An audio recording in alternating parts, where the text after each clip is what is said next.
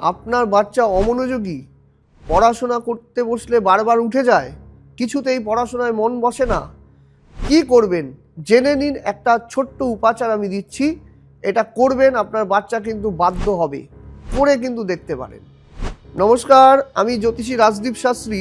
আপনার বাচ্চা প্রচণ্ড অমনোযোগী, পড়াশোনা করছে না, কি করবেন? অনেক ঠাকুরমশাই কিন্তু আপনাকে বলবে না মা সরস্বতীর বীজ মন্ত্র, আমি আপনাদের বলছি।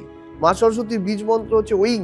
বাচ্চা যখন পড়তে বসবে তখন ওইং মন্ত্রটা 8 বার বা 21 বার বাচ্চাকে উচ্চারণ করতে শেখান এবং যে কোনো উত্তর পূর্ব কোণে যে কোনো একটা টেবিলের উপরে পড়তে বসান এবং সেখানে একটা সবুজ কার্পেট, বুধের জন্য সবুজ কার্পেট বা সবুজ একটা একটা তোয়ালে টাইপের কিছু একটা রাখুন এবং বাচ্চাকে এই মন্ত্রটা উচ্চারণ করে পড়তে বসতে বলবেন। দেখবেন মনোসংযোগ কিন্তু বৃদ্ধি পাবে মা সরস্বতীর কৃপায়।